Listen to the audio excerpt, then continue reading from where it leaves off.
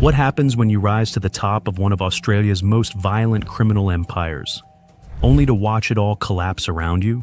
This is the story of Allan Meehan, once the untouchable king of the Comanchero Bikie gang, whose empire of wealth, violence, and power came crashing down in a spectacular downfall.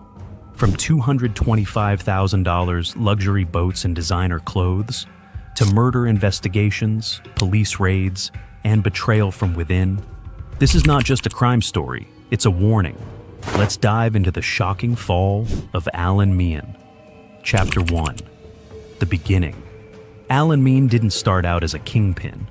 He was raised in the rough and restless suburbs of Western Sydney, places where crime wasn't an anomaly. It was part of everyday life. Violence and survival went hand in hand. For kids like Meehan, respect wasn't given, it was taken. And fear? That was the real currency. He learned young that if people feared you, they'd listen to you. If they respected you, they'd follow you. That mentality stayed with him. It defined him. By the early 2000s, he found his way into the Comancheros, a name already feared across Australia. These weren't weekend bikers. They were street-level warlords, drug traffickers, enforcers, gun runners, and Meehan, he fit right in. But he wasn't like the others. He didn't just enjoy the lifestyle, he saw potential. He had ambition. Where others got high on their own product or lost themselves in the chaos, Meehan kept his eye on the prize. He studied gang structures, built alliances, removed competition. Slowly, methodically, he began climbing. And as his reputation grew, so did his power. Chapter 2. The Rise to Power. Meehan quickly became more than just a soldier in the ranks. He became a tactician, a leader, a man who got things done, no matter the cost. He ran operations involving everything from methamphetamine distribution to weapons smuggling, using brutal enforcement to maintain order and expand territory. But it was in 2019 that everything changed. Several close associates of the then Comanchero boss, Mark Buttle, were killed in a series of violent incidents. Whether it was a targeted hit or collateral damage in the ongoing Bikie wars, one thing was clear. Leadership was weakening, and Allan Meehan was ready. While others scrambled or stayed low, he made his move, fast. By 2020, he had effectively taken control of the Comanchero operations in Sydney. His grip on the gang was absolute. He ruled with a combination of loyalty and violence. He rewarded those who served him without question and crushed anyone who challenged him. But controlling the streets wasn't enough for Meehan. He wanted recognition, not just in Sydney, not just in Australia. He wanted to be known, feared on a global scale. And that obsession with being seen, that's when the cracks began to form. Chapter 3. Living like a king. While many criminal bosses understand the value of staying in the shadows, Meehan did the opposite. He flaunted his wealth. His lifestyle was loud, extravagant, and unapologetically public. Slick sports cars, custom-made diamond watches, European designer suits. And then there was the yacht, a $225,000 luxury vessel, docked in Sydney Harbor for everyone to see. His social media accounts turned into digital trophies. Pictures of champagne-soaked parties, private jets, exotic holidays. Every photo was a message. I made it. I'm untouchable. But what Meehan saw as power, the authorities saw as evidence. To the Australian Federal Police, every post, every location tag, every purchase, it all painted a picture of a man who had something to hide. And they started watching. Chapter 4. The cracks begin to show. By 2021, the AFP and other task forces had already begun closing in. Investigators had tapped encrypted phones.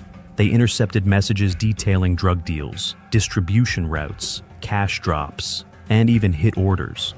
The web was tightening, and Meehan had no idea just how much of it was being recorded. But the police weren't the only threat. Inside the gang, discontent was rising.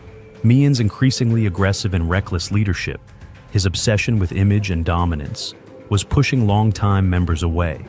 There were whispers of betrayal, rumors of dissent. Members who had once pledged loyalty began talking to other gangs, and in some cases, to the police. Some simply disappeared, others were found dead. Mian's empire was beginning to rot from the inside. Chapter 5. The Final Move. By early 2022, law enforcement had everything they needed. The investigation, years in the making, culminated in a coordinated sting operation involving federal police, state detectives, and anti-gang units. They had the evidence: encrypted texts, bank transfers, drug shipments, weapons caches, enough to bury Meehan and his inner circle for a long, long time. The arrest in 2023 was a spectacle. Tactical teams flooded the streets, helicopters hovered overhead. News cameras rolled as Allan Meehan, dressed in designer gear, was dragged out in cuffs. It wasn't just an arrest, it was a public execution of his myth. And just like that, the king of Sydney's underworld had fallen. Chapter 6. Aftershocks. The arrest rocked the underworld. The Comancheros, once unified under Meehan's brutal leadership, quickly descended into chaos. With no clear leader, internal factions began battling for control. Turf wars reignited. Longtime allies became enemies. Rival gangs saw weakness, and they moved fast. Suburbs that had been strongholds for years were now open territory.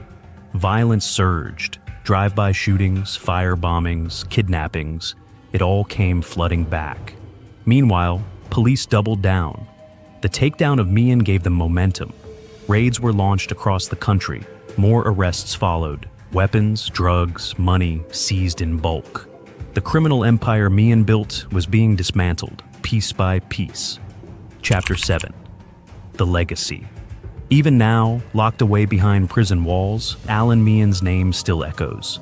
To some on the streets, he's a legend. A man who rose from nothing and ruled with an iron fist. Someone who played the game better than anyone, until he didn't. To others, he's a cautionary tale. A man who believed his own myth for too long. A man who traded real power for the illusion of invincibility. Because in the end, it wasn't a rival gang or a bullet that took him down. It was his own arrogance, his obsession with being seen, his hunger to be feared, and the very visibility he craved, on Instagram, in public, in luxury. It gave the law everything they needed to take him apart. The Comancheros still exist. They're rebuilding, quietly, cautiously. But they're no longer the unstoppable force they once were. Meehan's story is a stark reminder. No matter how high you rise in the underworld, the fall is always coming. And when it does, it's brutal.